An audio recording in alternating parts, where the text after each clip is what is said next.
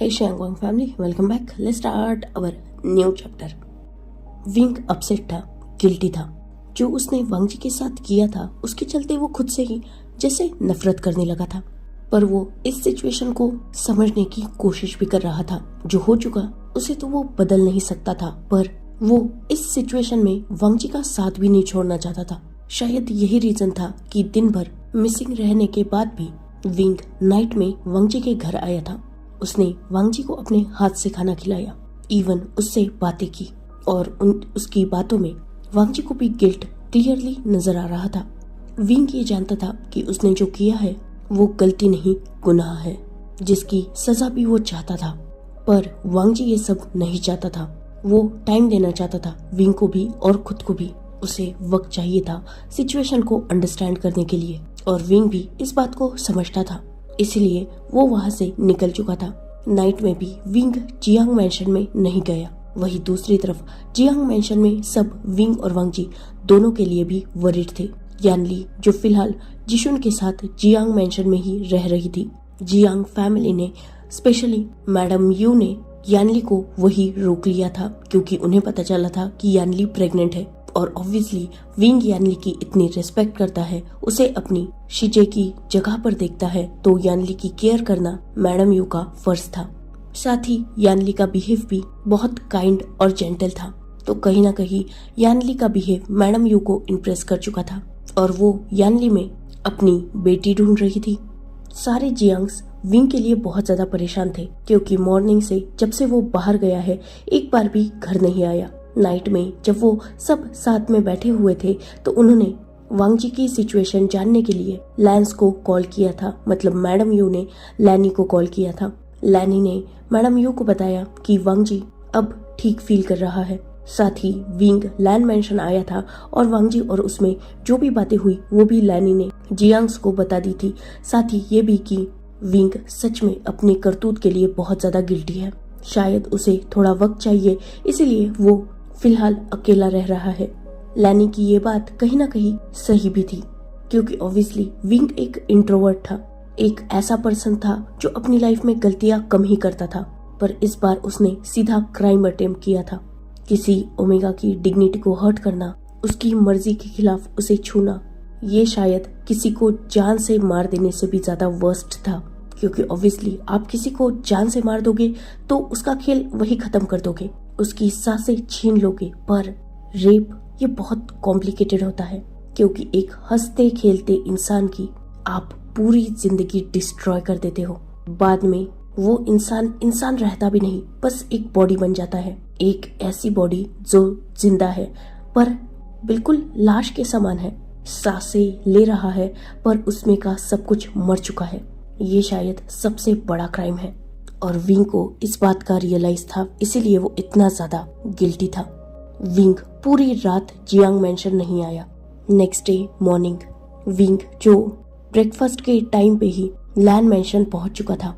Even वो आज भी उन्हीं क्लोथ्स में था और उसी सिचुएशन में था, बिल्कुल मेसी। जैसे ही उसने लैंड मैंशन में एंटर किया था, सबसे पहले उसे सिचैन मिले थे, जो शायद वांग जी के लिए ही ब्रेकफास्ट लेके जा रहे थे। सिचैन ने जैसे ही विंग को देखा, उन्हें सच में विंग के लिए बुरा लगा। विंग जो सिचैन के सामने ही अपने कदमों को रोक चुका था, उसने एक नजर उस ब्रेकफास्ट प्लेट पर डाली, देन सिचैन की तरफ देखा। सिचैन जिन्होंने उस प्लेट को आगे कर दिया था, इसे वांग जी के लिए ही लेके जा रहा था। विंग जिसने जस्ट नोट किया और उस प्लेट को होल्ड कर लिया, देन वो सीधा वांग जी के रूम की तरफ निकल गया। सिचैन भी उसे फॉलो कर रहे थे। विंग जिसने वांग जी के रूम पर नॉक किया और कुछ देर बाद उसने डोर ओपन किया। वांग जी जो आज थोड़ा बेटर लग रहा था, एटलीस्ट कल से आज उसकी कंडीशन थोड़ी ठीक ही थी। ऑलरेडी मॉर्निंग में ही सिचैन ने वांग जी की हेल्प की थी, तो उसने बात वगैरह ले लिया था, और वो शांति से बेड पर बैठा हुआ था।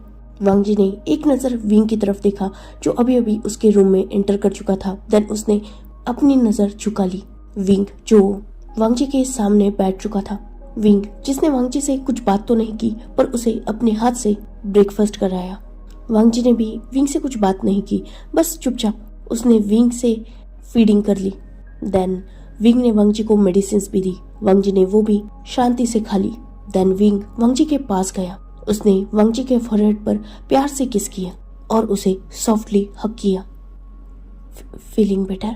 ज्यादा हर्ट तो नहीं हो रहा?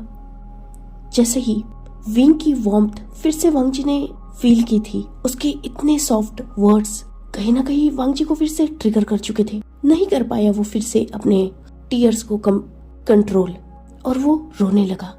विंग जो समझ रहा था कि वांगजी कोशिश कर रहा है खुद को स्ट्रांग दिखाने की, कल रात की उसकी बातें वो बस शायद इसलिए थी कि विंग खुद को गिल्टी ना समझे, पर कहीं ना कहीं विंग की हरकतों ने वांगजी को अंदर तक तोड़ दिया है, उसे बहुत डीपली हर्ट कर दिया है। ये बात विंग समझ रहा था। यही रीजन था कि वो वांगजी के पास टाइम टू टाइम आ रहा था, उसे कंफर्ट प्रोवाइड करने के लिए। वांगजी जिसने टाइटली विंग को हग कर लिया था, कितना अजीब था ना। जिस इंसान ने वांगजी की लाइफ लगभग डिस्ट्रॉय कर दी थी, या शायद कर दी है, उसी इंसान की बाहों में वांगजी कंफर्ट ढूंढ रहा है। वांगजी विंग को होल्ड किए बहुत रो रहा था और विंग ने भी रोने दिया वांगजी को। कुछ ही देर बाद वांगजी धीरे धीरे शांत होने लगा। अब वो सिर्फ सिसक रहा था और थोड़ी देर बाद विंग ने फील किया कि वांगजी की ग्रिप उसके ऊपर से लूज हो चुकी थी, और जब विंग ने वांगजी को थोड़ा अपने आप से दूर किया तो उसने देखा कि वांगजी सो चुका है। एक डीप ब्रीथ ली विंग ने और उसने वांगजी को बिल्कुल प्यार से कंफर्टेबली बेड पर लेटा दिया और उसने वांगजी को ब्लैंकेट से ढक कर दिया और वो रूम से बाहर आया। उसने एक नजर सिचान की तरफ देखा, देन उसने कुछ नहीं कहा, वो वहां से सीधा निकल गया। वो सीधा जियांग मैंशन गया था, जहां उसने देखा कि लिविंग हॉल में उसकी पूरी फैमिली बैठी हुई है और इसी बारे में बातें हो रही है। ऑब्वियसली मैडम यू और यानली को वांगजी की फिक्र हो रही थी। वो दोनों भी ओमेगास थी, समझती थी वांगजी के दर्द को, और कहीं ना कहीं वहां बैठे हर एक पर्सन को एक ही टेंशन थी कि विंग ने वांगजी के साथ गलत तो कर दिया, पर विंग क्लियरली कह चुका है कि वो वांगजी को कभी भी अपनाएगा नहीं, उससे प्यार नहीं करेगा, उससे शादी नहीं करेगा, और ऑलरेडी विंग उसकी जिंदगी बर्बाद कर चुका है। भले ही ये बात फैमिलीज में ही है, पर सच छुपाए छुपता नहीं। अगर किसी एक को भी बाहर भनक लग गई तो वांगजी की जिंदगी बर्बाद हो जाएगी। जैसे ही विंग ने वहां एंटर किया था, सबने अपनी बातें रोक दी थी और सबका ध्यान विंग पर गया था, जो बिल्कुल मैसी था। विंग जिसने सबकी तरफ एक लुक देखा और उसने अपनी नजरें झुका ली, वो सीधा वहां से अपने रूम की तरफ जा चुका था। जैसे ही उसने रूम में एंटर किया, उसके दिमाग में उसी रात की बातें घूमने लगी। उसका रूम क्लीन करवा दिया गया था, बट ऑब्वियसली रूम सिर्फ क्लीन हुआ था, चेंज नहीं हुआ था, प्लेस वही थी, जिसे देखकर विंग को ऑब्वियसली बुरा लग रहा था। उसे वो सारे फ्लैशबैक्स जैसे याद आ रहे थे, उस रात के भी और नेक्स्ट मॉर्निंग के भी।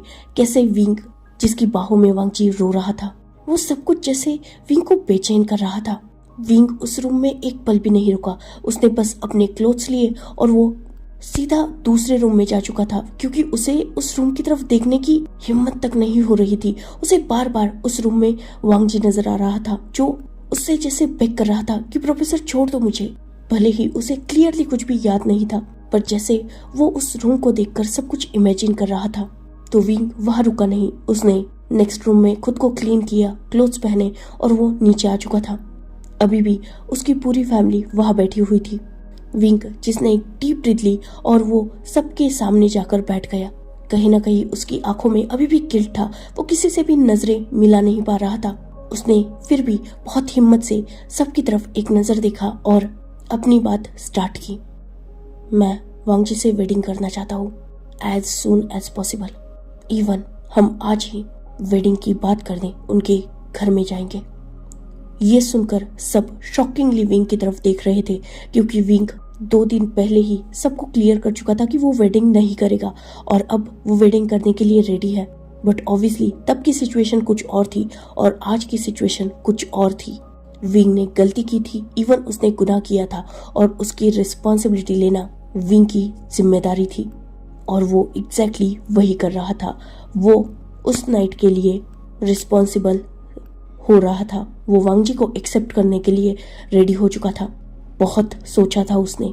इवन वो लास्ट नाइट वांगजी के पास गया था, उसने सोचा था कि वांगजी उसे जो भी सजा देगा वो पनिशमेंट विंग एक्सेप्ट कर लेगा, पर वांगजी ने उसे माफ करके जैसे उसे और भी ज्यादा गिल्टी कर दिया था और बड़ा बोझ विंग अपने दिल पर फील कर सकता था। उसे ऐसा लग रहा था जैसे वो घुट रहा है। वो होता है ना, हमारी गलती इतनी बड़ी होती है कि उसके लिए हम मौत भी चाहे तो शायद वो कम हो, और इतनी बड़ी गलती के लिए भी सामने वाला अगर बहुत आसानी से हमें माफ कर दे तो वो माफी हजम करना भी हमारे लिए आसान नहीं होता। सामने वाला भले ही हमें माफ कर चुका है, पर हम खुद को माफ करने की हिम्मत नहीं कर पा रहे थे। विंग के साथ कुछ वैसा ही हो रहा था। वो खुद को माफ नहीं कर पा रहा था। उसने बहुत सोचा था। पहले उसकी जिद, उसका जुनून उसके लिए मायने रखता था, पर अब अपनी जिद और जुनून से ज्यादा उसे वांग जी की रेपुटेशन और वांग जी की सिचुएशन मायने रखती थी। वांग जी को उसने हर्ट किया था, और किस गलती की सजा मिली थी वांग जी को? विंग से प्यार करने की। उसने रात भर सोचा था और उसके माइंड में एक ही थॉट आ रहा था, जैसे उसके बेस्ट फ्रेंड को किसी ने यूज करके थ्रो कर दिया तो उसकी जिंदगी बद से बदतर हो गई। उसका बेस्ट फ्रेंड जीना भूल गया। अपना होश खोकर वो पागल हो गया। इस हद तक पागल कि उसे मेंटल असाइलम में जाना पड़ा। इस हद तक उसने अपने आप को उस ओमेगा के प्यार में खो दिया था कि वो अपनी ही जिंदगी से नफरत करने लगा। खुद को बार बार मारने की कोशिश की। वांग जी ने विंग से प्यार किया है, और विंग वांग जी की मेंग्याओ जैसी कंडीशन कभी नहीं देखना चाहता। एक ओमेगा ने विंग से उसका सबसे प्यारा दोस्त छीन लिया। मेंग्याओ की सारी सिचुएशंस को याद करके आज भी विंग की रूह कांपती है। मेंग्याओ का वो चीखना, चिल्लाना, खुद को हर्ट करना, रातों को रोना, पैनिक अटैक्स, उस ओमेगा का वो धोखा, सारी चीजें विंग की जहन में चल रही थी। और एक पल बाद सिचुएशन ये हो चुकी थी कि विंग खुद को उस ओमेगा की जगह और वांग जी को मेंग्याओ की जगह देखने लगा था, क्योंकि भले ही इंटेंशनली नहीं, पर उस ओमेगा की तरह विंग ने भी कहीं ना कहीं वांग जी को हर्ट तो कर दिया था, और वो वांग जी को सफर करते हुए नहीं देखना चाहता था। इसीलिए वो लास्ट नाइट वांग जी से पनिशमेंट चाह रहा था, पर वांग जी ने उससे वो हक तक छीन लिया था, आसानी से माफ कर दिया था विंग को, और वही माफी विंग के दिल पर बोझ बन गई थी। तो अब उसे वांग जी की रिस्पॉन्सिबिलिटी लेनी थी, क्योंकि जो कुछ भी किया वो गलत विंग ने किया। अगर ये बात बाहर आ गई तो ऑब्वियसली दुनिया विंग को गलत नहीं कहेगी, दुनिया वांग जी को ही गलत कहेगी, क्योंकि वांग जी प्यार प्यार करते हुए विंग के पीछे पड़ा था। तो हर कोई यही कहेगा, ओमेगा अगर अल्फा के पीछे प्यार प्यार करते पड़ेगा तो ऑब्वियसली अल्फा एडवांटेज उठाएगा ही, और दुनिया की इस वर्स्ट थिंकिंग को विंग रोक नहीं सकता था। इसीलिए उसने वांग जी को अपनाने का डिसाइड किया था। वही पूरी फैमिली ये सुनकर खुश हो चुकी थी, क्योंकि उन्हें भी वांग जी के लिए कहीं ना कहीं बुरा लग रहा था। पर अगर विंग वांग जी की रिस्पॉन्सिबिलिटी ले लेगा तो ऑब्वियसली उस बच्चे की जिंदगी बर्बाद होने से बच जाएगी। और वैसे भी वांग जी को जियांग फैमिली में तो सब पसंद करते ही थे। जियांग चैंग का वो बेस्ट फ्रेंड था, और मैडम यू फैंग मियान भी उसे पसंद करते ही थे। तो हाँ, वो सब खुश हो चुके थे और बहुत एक्साइटेड भी। विंग जिसने फैमिली से कहा कि वो सारी प्रिपरेशन कर ले, आफ्टरनून के बाद वो वांग जी के घर पे जाएंगे।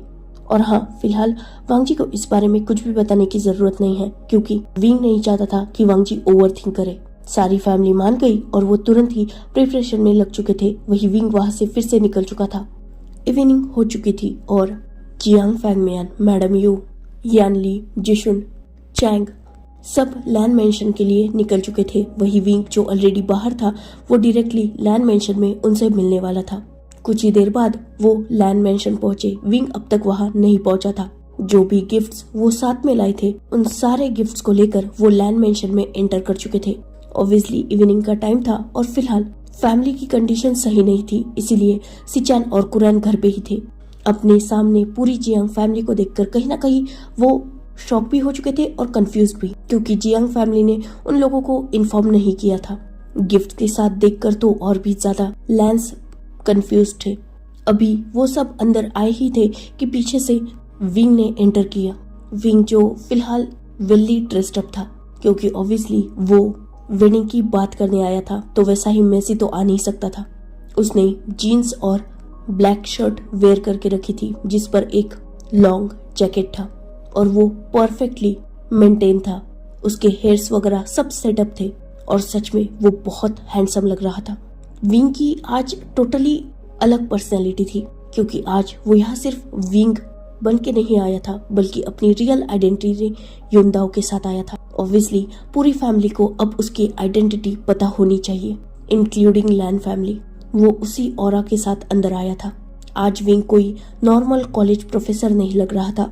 उसका ऑरा, उसकी पर्सनैलिटी, उसकी स्टाइल, सब कुछ जैसे चेंज हो चुका था। सबको आज विंग को देखकर कुछ अलग ही फील हो रहा था। विंग जिसने सबकी तरफ एक नजर देखा, देन वो सीधा वांगजी के रूम की तरफ गया था। वांगजी भी विंग को अचानक से अपने रूम में इतना अलग तरीके से देखकर सरप्राइज हो चुका था। बट एज ऑब्वियस उसे अपने प्रोफेसर आज भी डैम हैंडसम लग रहे थे। विंग जो वांगजी के पास गया और उसने वांगजी को डायरेक्टली अपनी बाहों में होल्ड कर लिया। वांगजी जो कुछ बोलना तो चाहता था, पर विंग को देखकर वो आज कुछ बोल भी नहीं पाया। विंग ने सीधा वांगजी को बाहों में होल्ड किए ही नीचे लाया और उसे काउच पर बिठा दिया। इवन वो खुद भी वांगजी के साइड में ही बैठ चुका था। जियांग फैनमियान जिन्होंने वेडिंग की बात स्टार्ट की, और ये सुनते ही लैन फैमिली जो शॉक हो चुकी थी और विंग की तरफ देख रही थी, क्योंकि विंग की बातें तो सबने सुनी थी। विंग जो कहीं ना कहीं लैन फैमिली की आंखों में शॉक भी देख सकता था और कंफ्यूजन भी, इसलिए उसने बात क्लियर की। मैं जानता हूँ 2 दिन पहले की मेरी बातें टोटली डिफरेंट थी। मैं वेडिंग नहीं करना चाहता था, मेरे कुछ पर्सनल रीजंस थे। एक्चुअली मैं वेडिंग और प्यार इन दोनों कॉन्सेप्ट में बिलीव ही नहीं करता, इवन आज भी नहीं करता हूँ। पर इसका मतलब ये नहीं कि मैं अलाउ हूँ किसी ऐसे इंसान को हर्ट करने के लिए जो इस दुनिया में सिर्फ मुझसे प्यार करता है। मेरा वांगजी को हर्ट करने का इंटेंशन नहीं था। जो कुछ भी हुआ उसे मैं एक्सप्लेन भी नहीं करना चाहता, क्योंकि मैं जानता हूँ जो हरकत मैंने की है वो एक्सप्लेन करने के लायक ही नहीं है। सिर्फ एक अल्फा हूँ, मेरे पास मनी है, पावर है, और मैं सबको अपने सामने झुकाने की ताकत रखता हूँ। ये बातें भी अलाउ नहीं करती कि मैं किसी इंसान की लाइफ के साथ खेल सकता हूँ या उसे इस हद तक मजबूर कर सकता हूँ। किसी ओमेगा की डिग्निटी को हर्ट करना, उसके साथ मिसबिहेव करना, या जो कुछ भी मैंने किया वो किसी भी तरीके से माफी के काबिल नहीं है। मेरे पास पैसा है, पावर है, वेल्थ है, और अगर कोई मेरे साथ इस हद तक बुरा करेगा तो मैं शायद उसे जान से मार दूं। पर वांगजी जिसके पास लास्ट नाइट ये ऑप्शन था, फिर भी उसने मुझे माफ कर दिया। पर मैं खुद को किसी भी तरीके से माफ नहीं कर पा रहा। मैंने जो कुछ भी किया मैं उसकी रिस्पॉन्सिबिलिटी लेना चाहता हूँ, और ये कोई एहसान नहीं है। मैं वांगजी से शादी करके कोई एहसान नहीं कर रहा, बस अपनी गलती का रिपे कर रहा हूँ। इसका मतलब ये नहीं है कि मैं खुद को फोर्स कर रहा हूँ। ऑब्वियसली ऐसी बात नहीं है। कहीं ना कहीं मैं भी वांगजी की तरफ अट्रैक्ट हूँ। मैं नहीं जानता कि मैं कितने % खुद को एक्सप्लेन कर पा रहा हूँ, पर सच तो यह है कि मेरा अल्फा ऑलरेडी वांगजी को अपना मानने लगा है। शायद यही रीजन था कि मैं वांगजी के साथ इतना क्रूअल बिहेव कर रहा था, उसे किसी और के साथ नहीं देख पा रहा था। ये सच है कि फर्स्ट अटेम्प्ट वांगजी ने किया, उसने पहला कदम बढ़ाया मेरी तरफ, पर सच तो ये भी है कि मैंने भी कभी खुद को नहीं रोका। बाद में मैं भी वांगजी के करीब जाता गया, मैंने भी अपनी लिमिट्स की केयर नहीं की। शायद यही रीजन है कि मेरा अल्फा वांगजी पर इस हद तक हक रखना चाहने लगा, और उसने उस दिन ड्रंक कंडीशन में ये सब कुछ कर दिया। मुझे उस रात की ज्यादातर बातें याद भी नहीं है, पर हाँ एक ही बात कहूँगा, मैं खुद को फोर्स नहीं कर रहा। मैं जेन्युइनली वांगजी से वेडिंग करना चाहता हूँ, उसकी रिस्पॉन्सिबिलिटी लेना चाहता हूँ। वैसे भी उस दिन मेरी शीजे ने सही कहा, वांगजी को मैं अपने पास किस हक से रखना चाहता हूँ, इस सवाल का जवाब मेरे पास नहीं था। मैं वांगजी को खुद के साथ किसी गलत रिश्ते में भी नहीं जोड़ना चाहता था, पर उसे खुद से दूर भी नहीं जाने देना चाहता था। और आज भी एग्जैक्टली मेरे सेम इमोशंस है, फीलिंग्स है। मैंने वांगजी के साथ इतना सब कुछ किया, पर मैं खुद को गिल्टी समझ रहा हूँ। उससे दूर जाने का ख्याल मेरे जहन में कभी नहीं था। और वैसे भी अब एज अल्फा मैं उसकी केयर करना चाहता हूँ, मैं उसकी लाइफ पे अपना हक चाहता हूँ। इवन वो मुझ पे हक रखे ये भी अब मैं चाहता हूँ। उसे छोड़ के भागने का इंटेंशन मेरा कभी नहीं था। विंग जो ये सारी बातें अब तक लैन फैमिली की तरफ देख के कर रहा था, उसने अब वांग जी की तरफ देखा। मैं जानता हूँ तुम्हारे माइंड में फिलहाल क्या चल रहा है, यही कि मैंने ये सब कुछ कर दिया, गलती की है तो मैं बस तुम्हारी रिस्पॉन्सिबिलिटी लेना चाहता हूँ। टू बी ऑनेस्ट ये बात सच भी है, पर एक सच ये भी है कि मैं तुम्हें अकेला नहीं छोड़ सकता वांग जी। मैं नहीं जानता प्यार क्या होता है। मैंने प्यार में अपने दोस्त को बर्बाद होते हुए देखा है, उसे मरते हुए देखा है। मेरी बाहों में मेरा सबसे प्यारा दोस्त तड़प तड़प के मरा है, बस इस प्यार की वजह से। और शायद वो मुझसे भी ज्यादा अच्छी तरीके से जानता था, इसीलिए उसने मुझसे कहा था कि जो गलती उसने की वो मैं ना करूं। मैं उस वक्त ये समझ रहा था कि वो मुझे प्यार करने के लिए मना कर रहा है, पर उसका मतलब ये था कि मैं किसी गलत इंसान पर ट्रस्ट करके अपनी लाइफ बर्बाद ना कर लूं, क्योंकि वो जानता था कि वो प्यार में सिर्फ पागल बना है। मैं साइको हूँ। मेरी उस दिन की जो भी बातें थी ना वांग जी, वो सच थी। मैं तुम्हें खुद से दूर नहीं कर सकता, किसी भी हालत में नहीं कर सकता। तुम मेरे लिए बहुत प्रीशियस हो, बहुत वैल्यूएबल हो। मैं तुम्हें आई लव यू नहीं कह सकता मैं तुम्हें कि मैं तुमसे प्यार करता हूँ, पर हाँ ये बात भी उतनी ही सच है कि मैं तुम्हारे बिना जी भी नहीं सकता। और अब जब इतना सब कुछ हो चुका है, उसके बाद तो मैं तुम्हें खोने के बारे में सोच तक नहीं सकता। शायद यही रीजन है कि मैं तुम्हें छोड़ के जा भी नहीं पाया। मैं एक पल भी तुमसे दूर नहीं होना चाहता था, पर क्या करूं, मुझे भी सोचने के लिए वक्त चाहिए था। मैंने जब कल मॉर्निंग में अपने रूम में तुम्हें उस हालत में देखा, खुद पर बहुत गुस्सा आ रहा था। कुछ भी सोच नहीं पा रहा था, समझ नहीं पा रहा था। तुम्हें जब खुद से डरते हुए देखा, मुझे ऐसा फील हुआ जैसे कोई मुझे स्टैब कर रहा है, या शायद उससे भी बुरा कुछ था जो मैंने महसूस किया। लाइफ में फर्स्ट टाइम मैंने इतना पेन फील किया था। पहले जब तुम्हें खुद से डरते हुए देखता था तो मजा आता था तुम्हें टीज करने में, तुम्हें और डराया करता था, क्योंकि मुझे ऐसा लगता था कि मैं तुम्हें कंट्रोल कर रहा हूँ। पर कल जब तुम्हें खुद से डरते हुए देखा, फर्स्ट टाइम ऐसे लगा कि मैं खुद को मार दूं। वो फीलिंग शायद मौत से भी वर्स्ट थी मेरे लिए। मैं वहां से भागना चाहता था, तुम्हें फेस करने की हिम्मत नहीं जुटा पा रहा था, पर वहां से भागा नहीं मैं, क्योंकि अगर मैं वहां से चला जाता तो मुझे डर था कि कहीं तुम ये ना सोच लो कि मैंने तुम्हारा यूज किया और अब तुम्हें थ्रो कर रहा हूँ। ऐसा नहीं था, इसीलिए मैं वापस आया। इवन नाइट में लैंड मेंशन में भी मैं सिर्फ इसलिए वापस आया था क्योंकि तुम कुछ ओवर थिंक ना करो। मैं तुम्हें अपनी आंखों के सामने ठीक देखना चाहता था। आज मॉर्निंग में भी मैं खुद को रोक नहीं पाया तुम्हारे पास आने से। मैं नहीं जानता कि मैं किस हद तक तुम्हें एक्सप्लेन कर पा रहा हूँ खुद को, पर ये मत समझो कि इस वेडिंग के लिए मैं खुद को फोर्स कर रहा हूँ। मैं वैसा नहीं कर रहा। मैं जेन्युइनली ये वेडिंग करना चाहता हूँ और अब डिसीजन तुम्हारा है। मैं तुम्हें भी फोर्स नहीं कर रहा। मैं नहीं जानता कि उस रात तुमने क्या कुछ सफर किया है। बस एक ही बात कहूंगा तुम्हें, मुझे माफ करना एक अलग बात है, पर अगर जेन्युइनली तुम अभी भी मुझसे प्यार करते हो और मुझे अपनी लाइफ में एक चांस देना चाहते हो, मेरा वो बिहेव देख कर भी, तो वेडिंग के लिए हाँ बोलो, वरना कोई जरूरत नहीं है। फोर्स तुम्हें कोई नहीं कर रहा, इवन मैं भी नहीं। मैं सोच तक नहीं पा रहा कि उस रात तुमने क्या सफर किया होगा। जितना भी सोचता हूँ खुद से और ज्यादा नफरत होने लगी है। तो अब मैं सिर्फ तुमसे ये जानना चाहता हूँ, क्या तुम सच में अपने पूरे दिल से मुझे माफ करके अपनी लाइफ में एक्सेप्ट कर पाओगे? एज अल्फा तुम मुझे अपनी लाइफ में देखना चाहोगे? जिसने तुम्हारे साथ इतना बुरा किया उसे लाइफ टाइम अपने साथ अगर तुम एक्सेप्ट कर पा रहे हो तो हाँ, मैं तुमसे वेडिंग करना चाहता हूँ। डिसीजन तुम्हारा है, कोई फोर्स नहीं है। तो ओवर थिंकिंग बिल्कुल मत करो, जस्ट जेन्युइन आंसर दो। करना चाहोगे मुझसे वेडिंग? वांग जी जो विंग की सारी बातें शांति से सुन चुका था, उसकी आंखों में आंसू आ चुके थे और उसने विंग की तरफ अपना हाथ बढ़ाया। विंग के फेस पर उसने हाथ रखा। पक्का आप खुद को फोर्स नहीं कर रहे, राइट? जो कुछ भी आपने कहा वो बिल्कुल सच है और आप उन सारी बातों को मीन करते हैं, राइट ना प्रोफेसर? विंग जिसने डीप ब्रीथ ली और नोट किया, मैंने जो कुछ भी कहा वो सारी बातें मैं मीन करता हूँ।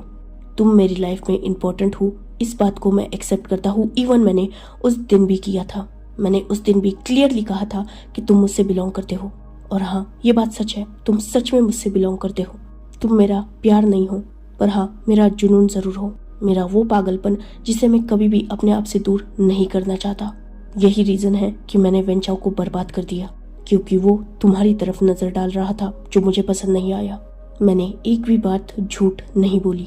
पहले मैं कंफ्यूज था, पर अब मैं क्लियर हूँ। तुम्हें मैं अपनी लाइफ में चाहता हूँ, और अगर वेडिंग ही एक ऐसा रास्ता है जो हम दोनों को एक साथ रख सकता है, जोड़ सकता है, तो हाँ मैं तुमसे शादी करूंगा। और मैंने ये डिसीजन बहुत सोच समझ के लिया है। तो अब तुम अपना आंसर दो। वक्त चाहिए तुम ले सकते हो, मुझे कोई प्रॉब्लम नहीं है। वैसे भी तुम अपना प्यार बार बार साबित कर चुके हो, चाहे मेरे लिए जान देना हो या फिर इतनी बड़ी गलती पर मुझे माफ करना, तो मुझे कोई डाउट नहीं है तुम पे। पर एक बात मैं अभी भी सबके सामने क्लियर करता हूँ वांग जी, मैं बहुत बड़ा वाला पागल हूँ। मैं सिर्फ चीज़ों को हासिल करके शांत नहीं रहता। वो चीज़ हमेशा बस मेरी ही रहे, इस बात का पूरा ख्याल भी रखता हूँ। मैं फिर एक बार तुम्हें वार्न कर रहा हूँ, अगर फ्यूचर में तुमने कुछ भी ऐसा किया जिससे मैं हर्ट हुआ, तो याद रखना मैं कुछ भी कर जाऊंगा और तुम सोच तक नहीं सकते। मैं नहीं जानता कि तुम मेरे बारे में कितना जानते हो, पर मेरा फर्ज है तुम्हें अब बताना कि मैं कौन हूँ। ग्लोबल लीडिंग बिजनेसमैन युनदाओ हूँ मैं, वो युनदाओ जिसका पूरी दुनिया में नाम चलता है।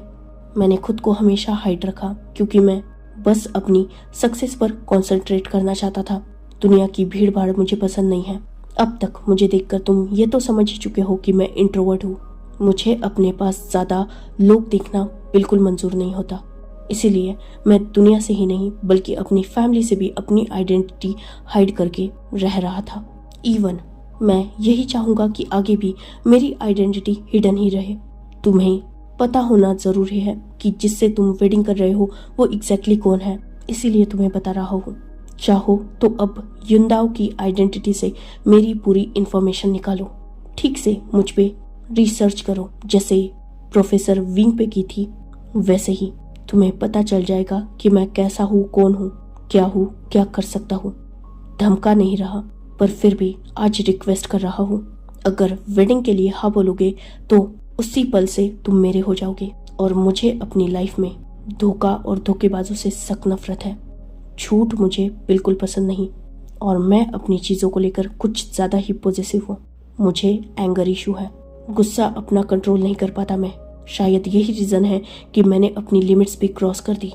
वादा करता हूँ कि तुम्हारे अलावा किसी और को नहीं देखूंगा, और ये वादा तुम्हें भी मुझसे करना होगा। और याद रखना, ये वादा कभी न टूटे। ये मेरा ट्रू नेचर है, ट्रू आइडेंटिटी है। और कुछ जानना है पूछ सकते हो, वक्त चाहिए ले सकते हो, पर एक बार जो तुमने कदम मेरी तरफ बढ़ाया वो तुम पीछे नहीं ले सकते। तो सोच लो, तुम्हें भी और तुम्हारी फैमिली को भी मैं वक्त देता हूँ। विंग, जिसने अपनी बात कंप्लीट की, देन वांग जी से नजर हटाकर लैन फैमिली की तरफ देखा। कुरैन, जिन्होंने विंग की तरफ देखा, हम तुम्हारी आइडेंटिटी उसी दिन जान चुके थे विंग, और हमें किसी भी बात से कोई प्रॉब्लम नहीं है। अगर वांग जी चाहेगा तो वो अलाव है तुमसे वेडिंग करने के लिए। लास्ट डिसीजन उसका होगा, हम इंटरफेयर नहीं करेंगे। आफ्टर ऑल हम अपने बच्चों की खुशियाँ ही चाहते हैं।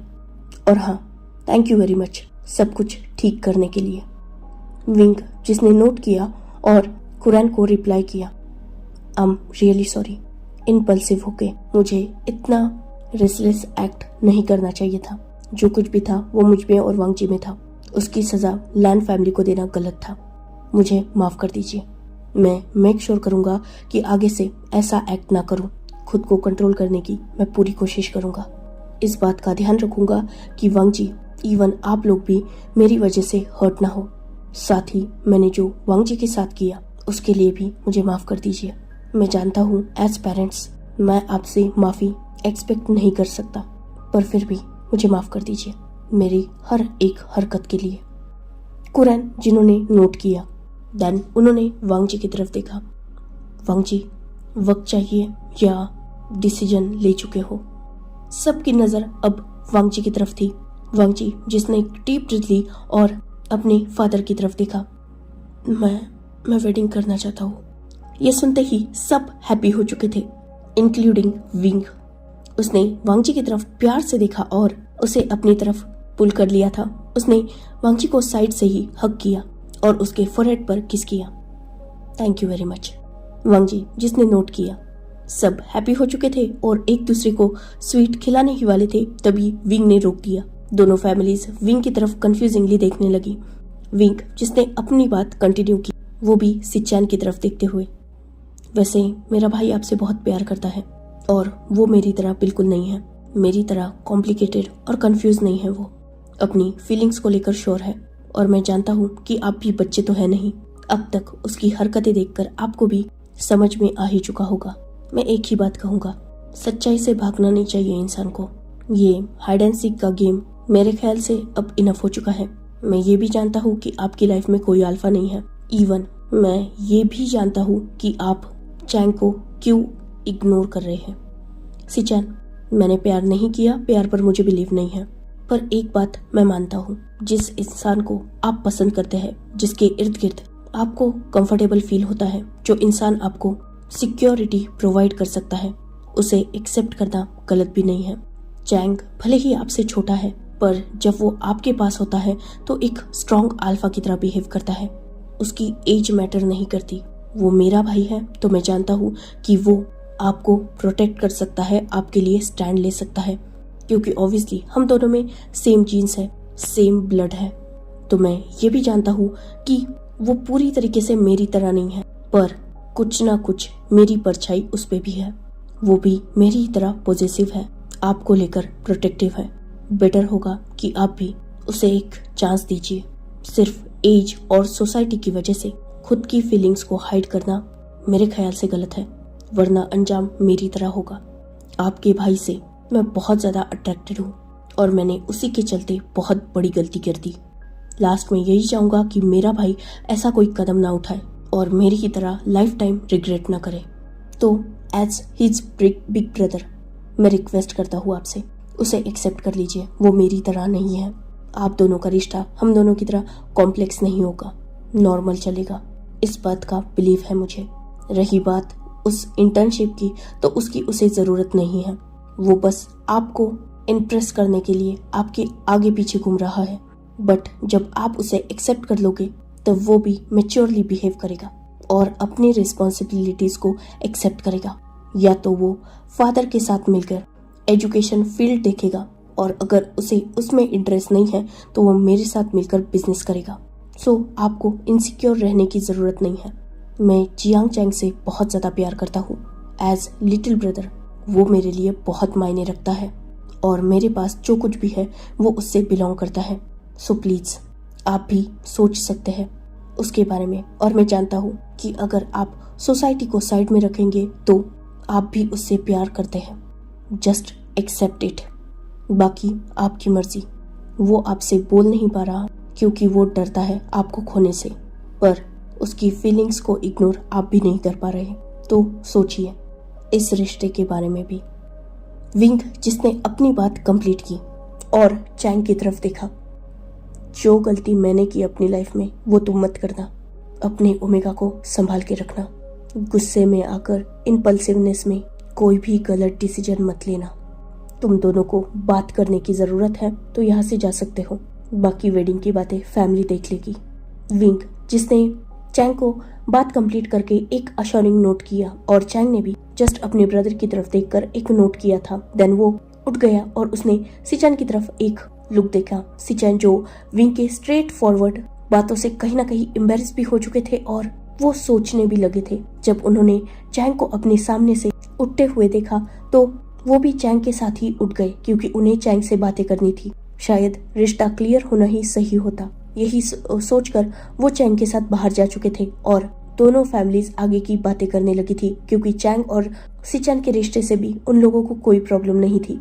इवन दोनों फैमिलीज यही बात कर रही थी कि अगर दोनों लैन ब्रदर दोनों जियांग्स ब्रदर के पास आ गए तो सब ठीक ही रहेगा।